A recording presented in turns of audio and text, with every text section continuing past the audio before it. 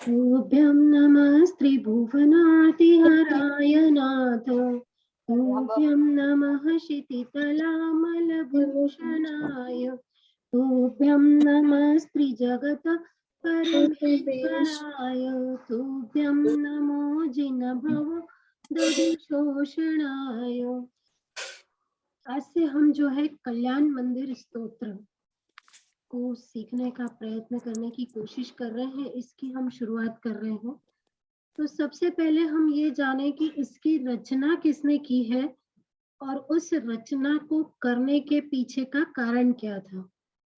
कल्याण मंदिर स्तोत्र की रचना जो है वो किसने की और इस रचना को करने के पीछे, इस स्तोत्र को रचित करने के पीछे का कारण क्या था।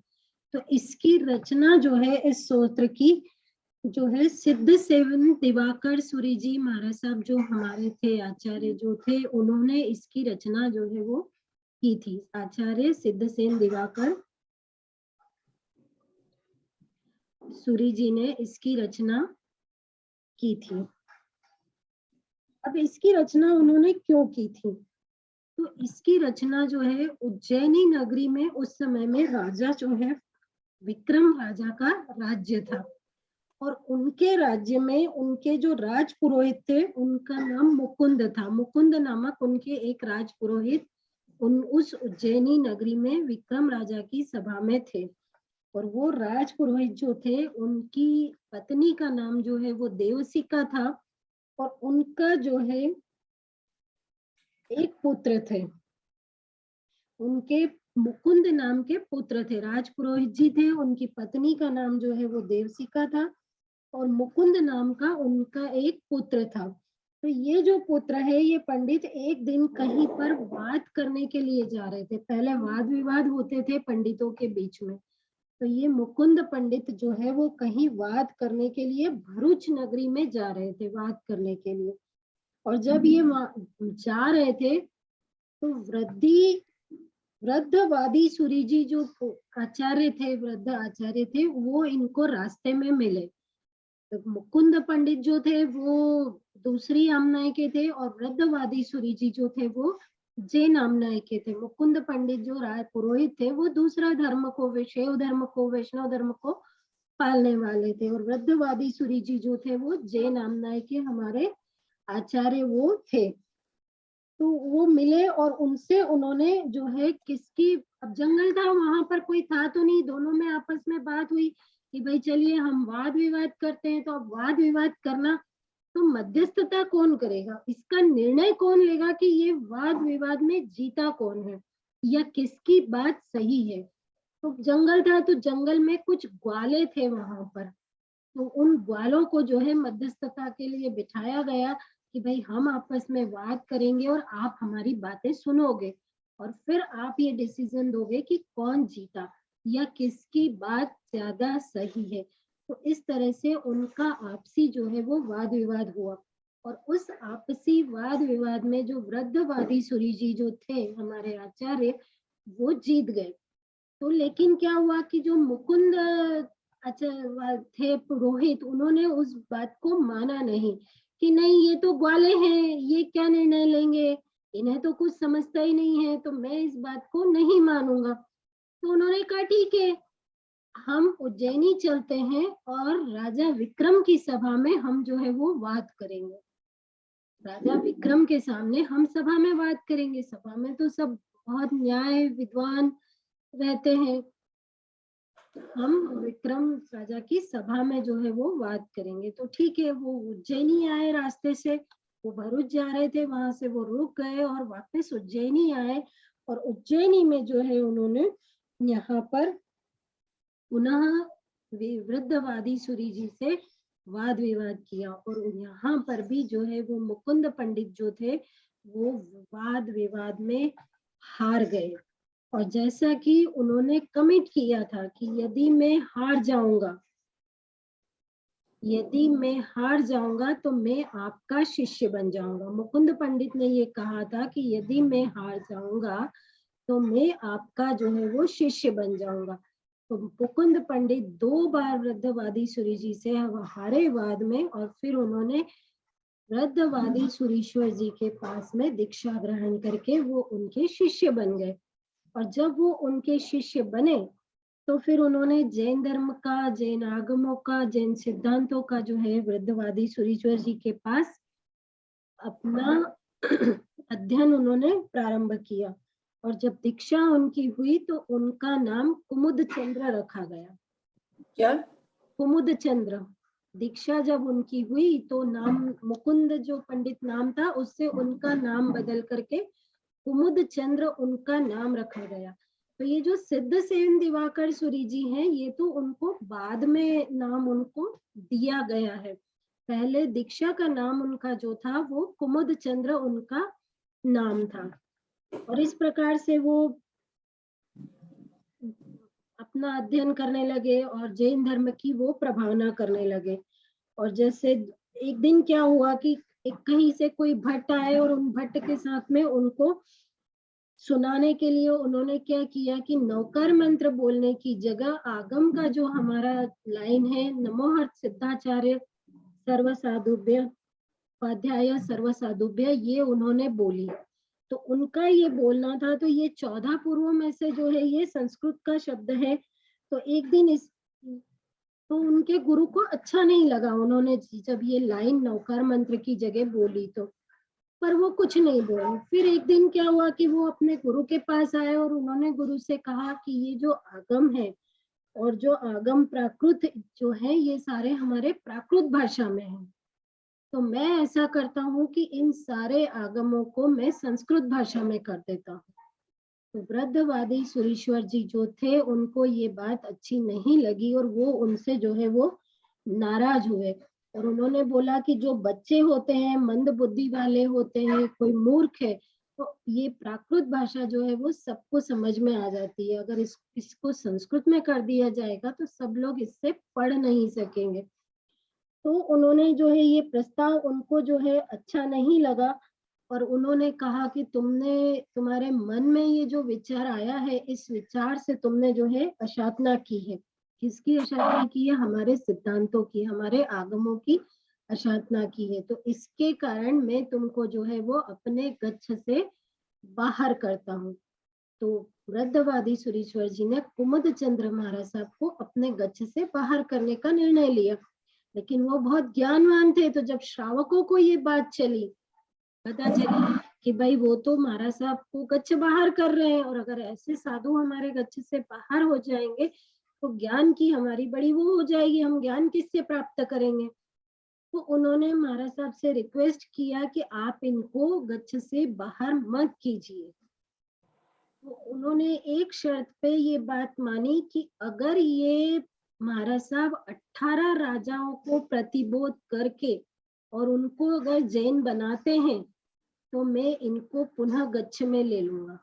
इनको 18 राजाओं को प्रतिबोधित करके जैन बनाना पड़ेगा, तब मैं इनको गच्छ में जो है वो वापस मैं ले लूंगा। तो उन्होंने कहा ठीक है, उन्होंने ये बात मान ली। और फिर वो वहां जो कुमुद चंद्र जी थे महाराज साहब, वो उज्जैन आए। और उज्जैन में आ करके उन्होंने क्या किया कि उज्जैन में आ करके उन्होंने वो उज्जैन में नगर प्रवेश कर रहे थे और जो विक्रम राजा थे वो वहां से जो है जंगल में जा रहे थे। वो वहां पर जंगल में जा रहे थे घूमने के लिए, आखेट करने के लिए वो जंगल में जा रहे थे। तो रास्ते में वो मिले और उज्जैनी में वहां पर जो है उन्होंने देखा और परिचय पूछा। तो जो कुमुद चंद्र जी थे उन्होंने ये कहा कि मैं सर्वज्ञ पुत्र हूँ। सर्वज्ञ अर्थात कौन होते हैं? जिसको सब कुछ पता होता है, सब कुछ ज्ञात होता है। तो उन्होंने कहा कि मैं सर्वज्ञ पुत्र हूँ। तो राजा को जो है ये बनने के लिए उन्होंने उनकी परीक्षा लेने की सोची और उन्होंने उनको मन ही मन नमस्कार किया। हम वंदन कैसे करते हैं? अथेन वंदामी बोल के करेंगे, कुछ भी हम बोलेंगे, वंदन करेंगे, झुकेंगे। लेकिन उन्होंने राजा को मन ही मन, राजा ने तो बिल्कुल नहीं बोला, मन में वंदन किया। पता चल गया राजा ने मुझे जो है वो वंदन किया है, तो उन्होंने उनको धर्म लाभ या दया पालो का संदेश दिया कि भाई आप तो राजा ने पूछा कि मैंने तो आपको वंदन किया ही नहीं, फिर आपने धर्म लाभ या दया पालो कैसे बोला मुझे? तो उन्होंने बोला कि आपने मुझे मन में वंदन किया, जो मुझे पता चल गया, इसलिए जो है मैंने आपको धर्म लाभ का जो है वो मैंने आपको संदेश दिया है करके। उन्होंने जो है उनको 1 करोड़, राजा उससे खुश हुए और उनको 1 करोड़ स्वर्ण मुद्रा उन्होंने दान में देने की घोषणा की। लेकिन हमारे साधु संत तो कुछ लेते ही नहीं है, तो उन्होंने वो पैसा जो है वो जनहित के कार्य में और धर्म की प्रभावना के लिए खर्च करने के लिए श्रावकों को बोल दिया। उसके बाद उन्होंने एक बार 4 वहीं उज्जैन में वो रहने लगे और एक बार उन्होंने 4 श्लोकों की रचना की और 4 श्लोक की रचना करके वो जो है विक्रम राजा के दरबार में पुनः गए और वहां पर जाके उन्होंने राजा को खबर भिजवाई कि कोई भिक्षुक आए हैं, वो आपको श्लोक सुनाना चाहते हैं। तो वो आए या न आए, तो राजा ने जो है उन भिक्षुक उनको कहा कि मैं 1 लाख स्वर्ण मुद्रा और जो है 14 हाथी उनको अर्पण करता हूँ और उसके बाद उनकी इच्छा हो तो वो आए सभा में और ना इच्छा हो तो वो नहीं आ सकते।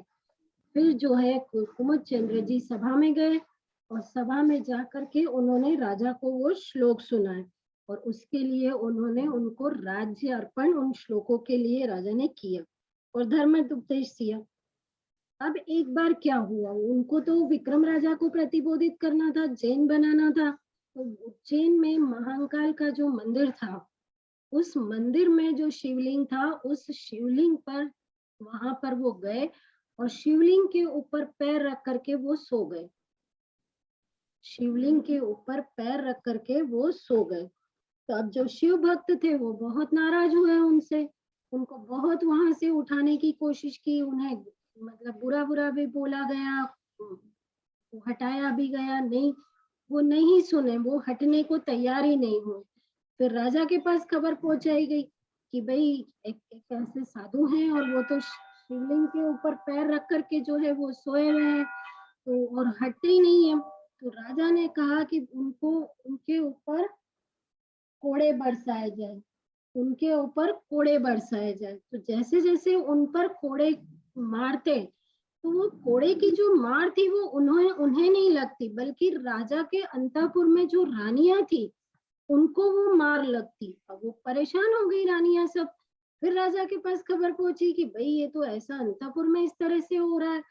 तो फिर राजा वहां पर देखने के लिए गए मंदिर में कि भाई ऐसा कौन है कि जिसको मारने पे मार जो है वो मेरी रानियों को लग रही है। तो राजा वहां पर गए तो वहां पर ये कुमुद चंद्र जी हमारे सब थे। राजा उनको पहचान गए, तो फिर उन्होंने बोला कि भाई ये आप ऐसा क्यों कर रहे हो? तब उन्होंने बताया कि ये जो है महाकाल महाराज नहीं है, ये नकली शिवलिंग है। महाकाल महाराज जो है, शिव भगवान जो है वो दूसरे हैं, ये नहीं है। तो उन्होंने बोला आप कैसे कर बता सकते हो, आप इसको सिद्ध कर सकते हो क्या कि ये नकली शिवलिंग है? तो उन्होंने बोला ठीक है, मैं इसको आपको सिद्ध करके बताऊंगा कि ये नकली शिवलिंग है। तो वो जो है वहां पर आराधना करने के लिए बैठे और उन्होंने स्तोत्र की रचना शुरू की और वो जो स्तोत्र उन्होंने रचना की वो ये कल्याण मंदिर स्तोत्र है। तो जब उन्होंने स्तोत्र की रचना शुरू की तो जब 11वें श्लोक की रचना पर वो आए, 11वें श्लोक की रचना जैसे ही हुई वैसे ही वो जो शिवलिंग था वो टूट गया, बीच में से 2 हिस्से उस शिवलिंग के हो गए और उसके अंदर से जो है धर्मेंद्र सहित पार्श्वनाथ भगवान की प्रतिमा वहां से प्रकट हुई। इस तरह से उन्होंने कल्याण मंदिर इस स्तोत्र की रचना की और इस स्तोत्र की रचना के बाद उन्हें फिर सिद्धसेन दिवाकर सूरी जी की जो है वो उपाधि प्रदान की गई।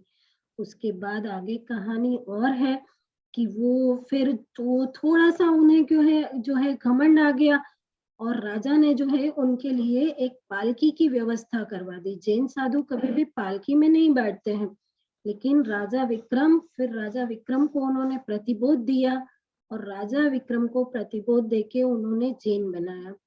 फिर उन्होंने पालकी की व्यवस्था जो है वो कर दी राजा के लिए, सिंहासन की महाराज साहब के लिए, तो वो उसमें बैठ के जो है राज्यसभा में रोज जाने लगे। तो वो खबर जब उन वृद्धवादी सूरी जी जो उनके गुरु थे उन तक पहुंची, तो उन्हें लगा कि नहीं भाई ये तो बहुत गलत बात है, मुझे इनको प्रतिबोध देना चाहिए। तो फिर उन्होंने वो वहां उज्जैन आए, और जो पालकी उठाने वाले होते थे, एक दिन उन्होंने, तब उनके गुरु ने पालकी उठाई उनकी पालकी उठाने के लिए। तो वो बहुत बुजुर्ग थे, तो उनसे चलते नहीं बनता था, 3 लोग ज्यादा तेज चलते थे और गुरु जो है वो धीरे धीरे धीरे चलते थे। तो उन्होंने एक संस्कृत में श्लोक बोला कुमुदचंद्र जी ने कि क्यों आपसे उठाते नहीं बन रहा है क्या? तो उन्होंने जो है वो कहा कि जो धातु उन्होंने संस्कृत में यूज की वो गलत धातु उन्होंने यूज की थी। तो सिद्धसेन देव जो वृद्धवादी सुरीश्वर जी थे, उन्होंने उस धातु को, उस वाक्य को, उस धातु को सही करके वाक्य सिद्धसेन दिवाकर सूरी जी ने बोला था उसको उन्होंने सही किया। और उसको सही जब उन्होंने किया तो वो अचानक से समझ गए कि ये मेरी गलती थी और मुझे सही करने वाले, करेक्ट करने वाले मेरे गुरु के अलावा कोई और नहीं हो सकता है। तो वो तुरंत पालकी से नीचे उतरे, अपने गुरु से महाराज को उन्होंने वंदना की और उनसे क्षमा याचना की, और फिर उन्होंने उस पालकी का त्याग किया कि मैं अब पालकी में नहीं बैठूंगा, पैदल ही मैं चलूंगा। तो फिर उन्होंने विक्रम राजा को प्रतिबोधित किया, और विक्रम राजा के अंडर में, उनके अंतर में जितने 18 जो राजा थे उनको सबको भी प्रतिबोधित करके उन्होंने उनको जैन बनाया। और उसके बाद फिर जो है वो उनको संघ में वापस लिया गया, और फिर उनको जो है सिद्धसेन दिवाकर सूरी जी महाराज साहब के नाम से जो है वो उनको पदवी, सिद्धसेन दिवाकर सूरी जी की पदवी उनको दी गई। तो जो उनका नाम था, दीक्षा नाम जो था, वो कुमुद चंद्र उनका दीक्षा नाम था, और बाद में सिद्धसेन दिवाकर सूरी जी की उनको पदवी दी गई थी। और उन्होंने अपने ज्ञान से देखा था कि ये नकली शिवलिंग है और इसके अंदर जो है वो पार्श्वनाथ भगवान की प्रतिमा है। तो उस प्रतिमा को उन्होंने प्रकट किया था। तो इसलिए उनका ये कल्याण मंदिर स्तोत्र की रचना उन्होंने उस प्रतिमा को प्रकट करने के लिए की थी। और इससे फिर आगे हमारा भी जो है वो बहुत इसकी आराधना करने से लाभ होता है। अब कल्याण मंदिर स्तोत्र नाम इसका क्यों पड़ा? क्योंकि इसका जो पहला शब्द है वो कल्याण मंदिर से इसकी शुरुआत होती है, इसलिए इसको कल्याण मंदिर स्तोत्र कहते हैं। इसमें भी पूरे स्तोत्र में कहीं पर भी पार्श्वनाथ भगवान का नाम नहीं है, सिर्फ एक ही जगह है। मैं आज नहीं बताऊंगी आपको कि कैसे हमें ये पता चलता है कि ये पार्श्वनाथ भगवान का स्तोत्र है। इस स्तोत्र में कहीं भी नहीं है। ये है कि पार्श्वनाथ भगवान की प्रतिमा प्रकट हुई थी, इसलिए भी ये माना जाता है कि ये स्तोत्र जो है वो पार्श्वनाथ भगवान का स्तोत्र है, और उन्हें पता था कि यहाँ पर पार्श्वनाथ भगवान की प्रतिमा है। तो इस तरह से, पर एक जगह इसमें सिर्फ एक ऐसा आता है जिससे हम पता कर सकते हैं, लग सकता है हमें कि ये पार्श्वनाथ भगवान का स्तोत्र है। तो इस तरह से कल्याण मंदिर स्तोत्र की जो है ये रचना जो है वो हुई थी। अब हम इस स्तोत्र को शुरू करेंगे। तो सबसे पहला श्लोक, हम इसमें जो पहला और दूसरा श्लोक है वो युगल श्लोक है।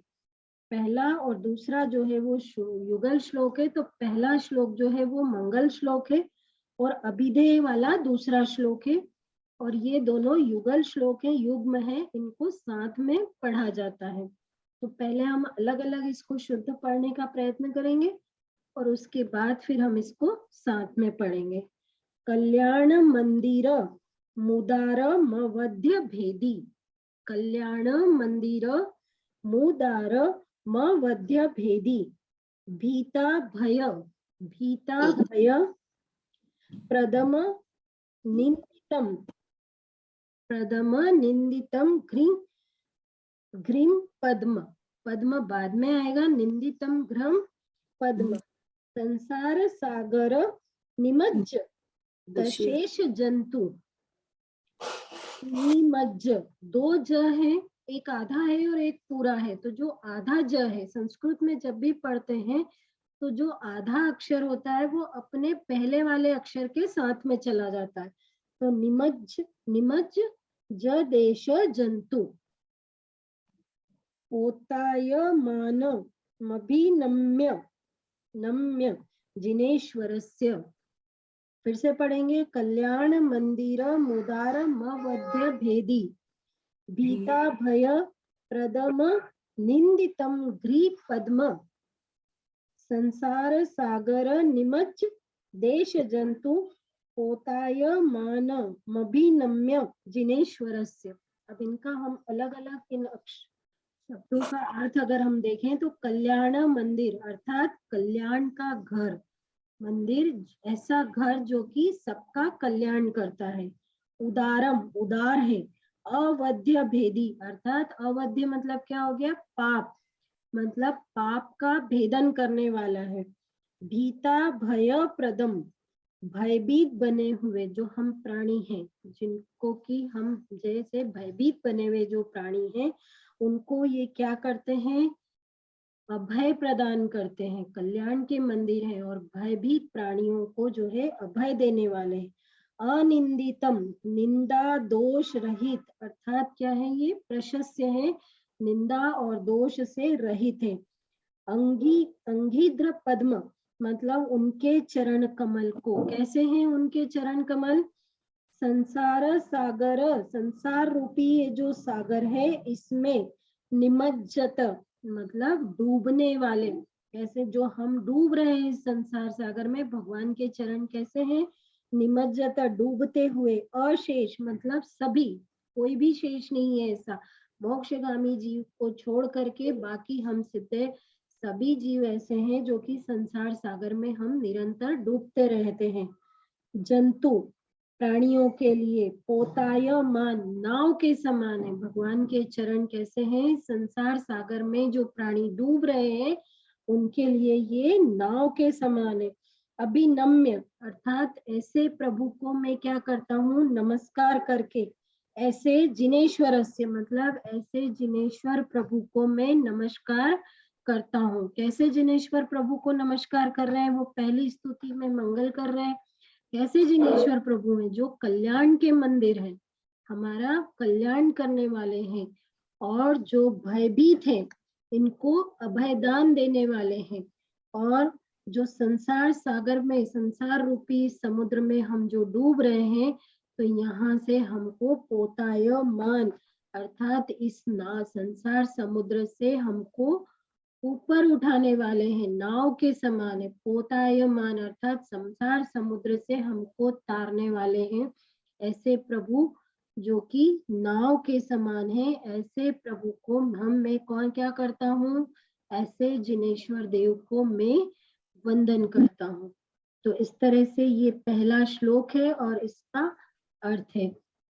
अब इसका अगर हिंदी में अगर हम देखते हैं तो वो क्या कह रहे हैं, पारस प्रभु जो है वो कल्याण के मंदिर हैं और निज पर पाप विनाशक है। निज पर पाप विनाशक मतलब स्वयं के और दूसरों के पापों का विनाश करने वाले हैं। अति उदार है, बहुत ही उदार है हमारे परमात्मा। भयाकुलित है, जो मानव है उनके लिए अभयप्रद है, भयाकुलित मानव के लिए अभयप्रद है।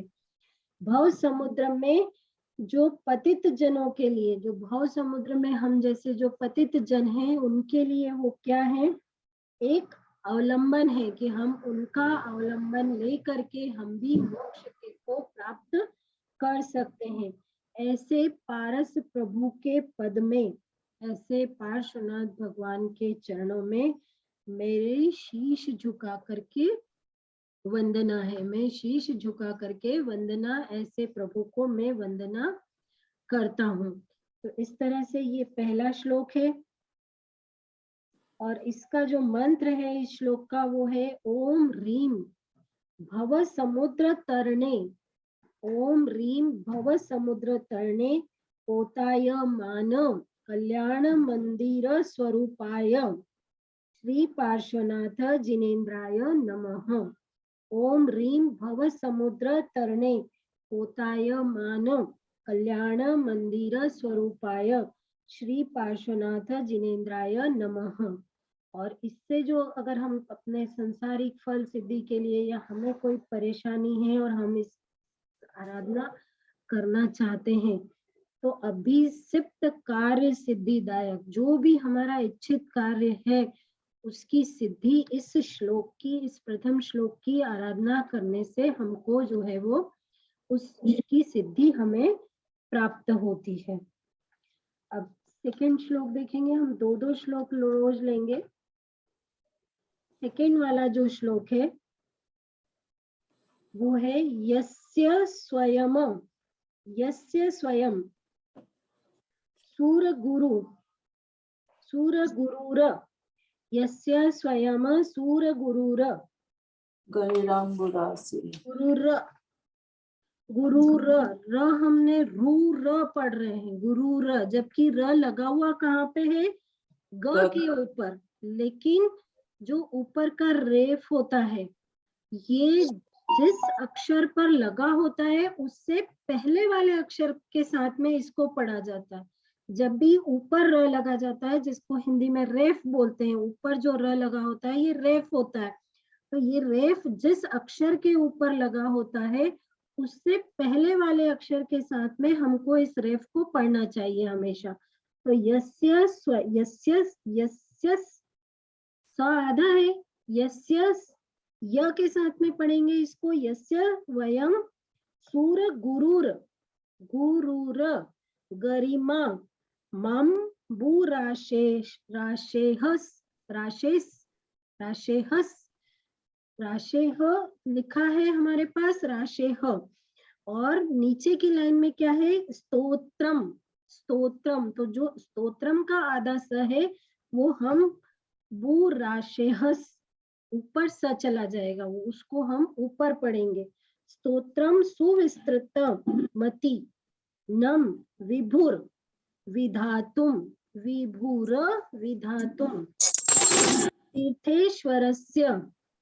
तीर्थेश्वरस्य कमठस्य धूमकेतोस। यहाँ भी चौथी लाइन का जो स है वो तो के बाद में आ जाएगा, धूमकेतोस। तस्या हमेश किल संस्तवनम करिष्ये यस्य स्वयं आपको म्यूट कर लीजिए। यस्य स्वयं सूरगुरुर गरिमाम भूराशेस स्तोत्रम सुविस्तृतमति नम विभुर्विधातुम तीर्थेश्वरस्य कमठस्य धूमकेतोस तस्याहमेष किल संस्तवनम करिष्ये। इसका एक शब्द का हम अर्थ देखेंगे तो सबसे पहला आता है हमारा यस्य।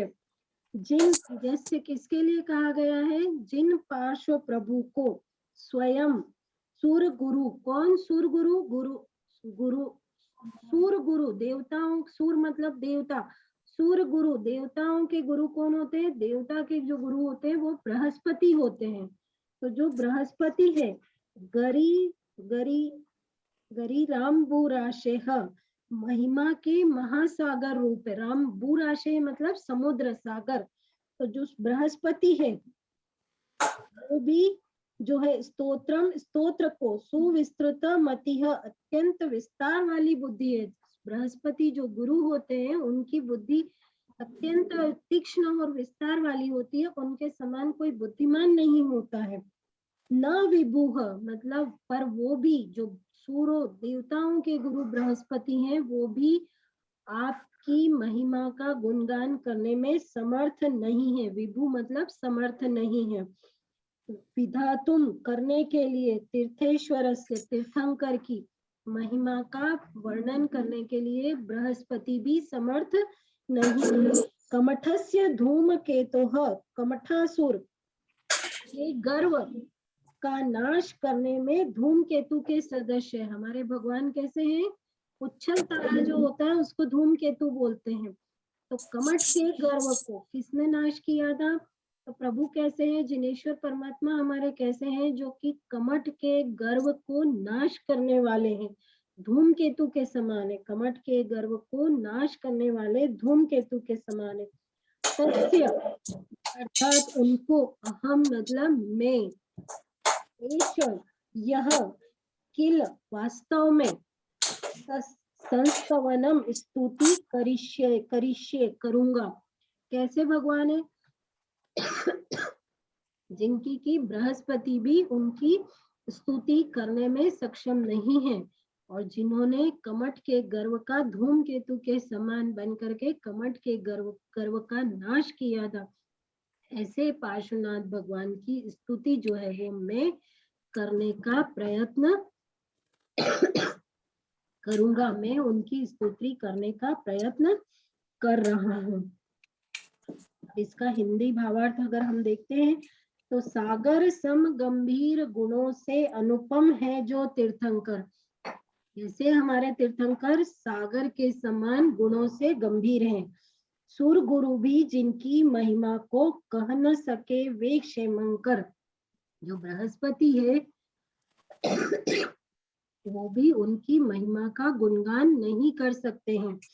महाप्रतापी कमठासुर का मान किया प्रभु खंडन है, कमठ जो था वो महान प्रतापी साधक था, तो ऐसे कमठासुर जो था उसका भी प्रभु ने उसके मान को भी खंडन किया है। ऐसे पारस प्रभु के पद में मैं शीश झुकाकर मेरा क्या है, वंदन है। ऐसे पारस प्रभु के चरणों में मैं शीश झुका करके वंदन जो है वो मैं करता हूँ। इसके साथ में जो है का जो मंत्र है वो है ओम ह्रीम त्रैलोक्याधीशाय श्री पार्श्वनाथ जिनेन्द्राय नमो, श्री पार्श्वनाथ जिनेन्द्राय नमः। ओम ह्रीम त्रैलोक्याधीशाय, त्रैलोक्याधीशाय तीन लोकों के जो अधिष्ठाय है, श्री पार्श्वनाथ जिनेन्द्राय नमः, ऐसे श्री पार्श्वनाथ जिनेन्द्र को मैं नमन करता हूँ। और ये जो श्लोक है, इस श्लोक का जो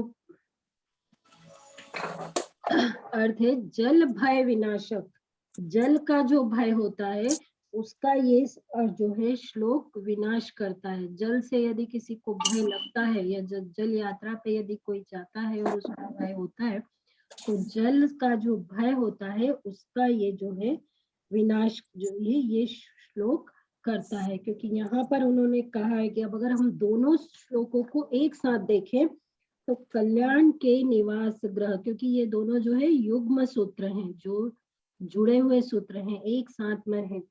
कल्याण के निवास ग्रह उदार अर्थात अत्यंत देदीप्यमान या फिर भव्य प्राणियों को वांछित देने से उदार करता रहे। हम जो भव्य प्राणी होते हैं उनकी क्या इच्छा होती है, मोक्ष की प्राप्ति की इच्छा होती है, तो वो भव्य प्राणियों को मोक्ष देने वाले होते हैं, पाप का क्षय करने वाले होते हैं।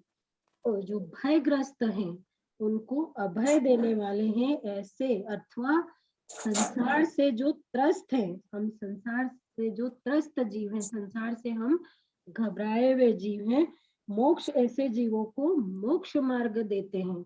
हम भी चाहते हैं कि भाई हमको संसार समुद्र से, संसार सागर से मुक्ति चाहिए, मोक्ष चाहिए, तो वो हमें मोक्ष देने वाले हैं। अच्छा, उनमें कैसा है कि लेश मात्र भी, थोड़ा सा भी जो है उनमें दोष नहीं है, और दोष नहीं होने से अनिंदित है, मतलब उनकी कोई निंदा नहीं कर सकता है, प्रशस्य है वो। और कैसे हैं, संसार सागर में डूबते हुए सभी प्राणियों के लिए वो कैसे हैं, नौका के समान है। हमें वो एक नौका प्रदान करते हैं कि इस तरीके से इस नौका में बैठ करके आप इस संसार सागर को पार कर करके कहाँ पर पहुंच सकते हैं, सिद्धशिला पर आप पहुंच सकते हैं, मोक्ष को आप प्राप्त कर सकते हैं। तो ऐसे जो तीर्थंकर भगवान हैं उनके चरणों में मैं नमस्कार करता हूँ, और उनकी महिमा के जो महिमा में कैसे हैं, वो समुद्र के समान है। इतनी महिमा है उनकी समुद्र के समान कि हम उनकी महिमा का वर्णन भी नहीं कर सकते।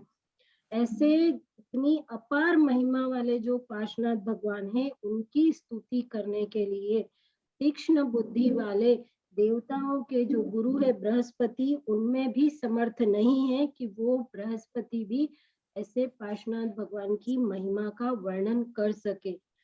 और कैसे हैं पार्श्वनाथ भगवान, जिन्होंने कमठासुर, कमठ नाम का जो असुर था, उसके गर्व को उन्होंने नाश किया था। किस तरह से नाश किया था? धूमकेतु जो पुच्छल तारा होता है, उस रूप में उन्होंने उसका नाश किया था। और उनकी स्तुति, ऐसे भगवान की स्तुति जिन बृहस्पति भी नहीं कर सकते, वैसी स्तुति करने के लिए मैं तैयार हुआ हूँ। और इस प्रकार जो है वो इतने ज्ञानवान होने के बाद भी वो, उनका देखिए बिल्कुल भी अभिमान नहीं है उनमें। वो क्या कह रहे हैं? वो कह रहे हैं कि मैं स्तुति करने में अशक्य हूँ, जबकि उनकी स्तुति से पार्श्वनाथ भगवान की प्रतिमा जो है वो प्रकट हो गई थी। उनको पता था, कितना ज्ञान था उनको कि यहाँ पर इस शिवलिंग के अंदर पार्श्वनाथ भगवान की प्रतिमा है। फिर भी वो क्या कह रहे हैं कि मुझ में जरा भी शक्ति नहीं है कि हे प्रभु मैं आपकी स्तुति कर सकूं। फिर भी मैं स्तुति करने का प्रयत्न कर रहा हूँ। क्यों कर रहे हैं वो प्रयत्न? वो ये नहीं चाहते हैं कि वो अपना सामर्थ्य दिखाना नहीं चाहते हैं। वो ये नहीं कहना चाह रहे हैं, लोगों को ये नहीं बताना चाह रहे कि मैं कितना समर्थशाली हूँ, जबकि वो ये बताना चाह रहे हैं कि ये जो शिवलिंग है ये मिथ्या है। यहाँ पर तो जो शिवलिंग है वो दूसरा है, जो ओरिजिनल महाकाल है वो दूसरे हैं। ये शिवलिंग जो है जिसको पूजा जा रहा है ये मिथ्या है, और यहाँ पर तो हमारे 3 भुवन के नाथ जो है वो वहाँ पर है। तो वहाँ उनको जो है उन्हें प्रकट करना वो चाह रहे थे, इसलिए वो उस भगवान की स्तुति